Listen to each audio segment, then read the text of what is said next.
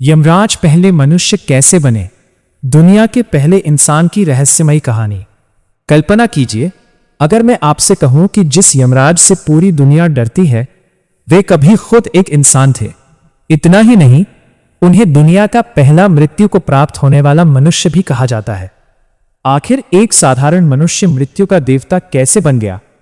यह कहानी आपके कर्मों और आपके भविष्य से भी जुड़ी है। जब इस सृष्टि की शुरुआत हुई तब धरती पर जीवन तो था, लेकिन मृत्यु का कोई नियम नहीं था। कोई नहीं जानता था कि शरीर छोड़ने के बाद आत्मा कहाँ जाती है।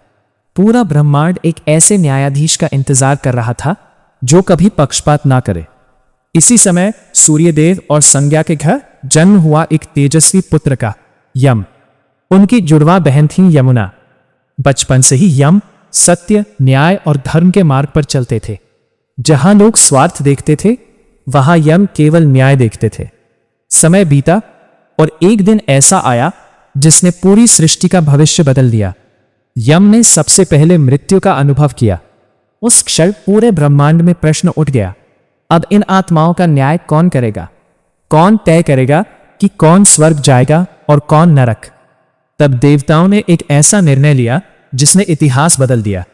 ब्रह्मा, विष्णु और महादेव ने यम की निष्पक्षता को देखकर उन्हें एक ऐसा पद दिया जो आज तक किसी और को नहीं मिला। उसी दिन यम बने यमराज, मृत्यु के देवता और धर्मराज, जो हर आत्मा को उसके कर्मों के अनुसार न्याय देते हैं। उनकी सहायता के लिए नियुक्त हुए चित्रगुप्त, जो जन्म से लेकर मृत्यु तक हर इंसान का एक एक कर्म लिखते हैं। कोई झूठ, कोई रिश्वत, कोई सिफारिश वहां नहीं चलती। वहां केवल कर्मों का हिसाब होता है। कहा जाता है कि जब किसी मनुष्य की आयु पूरी हो जाती है तो यमदूत उसकी आत्मा को यमलोक ले जाते हैं। वहां चित्रगुप्त कर्मों का लेखा पढ़ते हैं और फिर यमराज अंतिम निर्णय सुनाते हैं।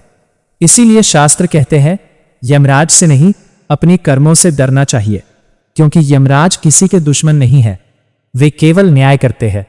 लेकिन क्या आप जानते हैं, एक बार ऐसा भी हुआ था जब एक 16 साल के बालक ने यमराज को ही चुनौती दे दी थी और यमराज को अपना फैसला बदलना पड़ा।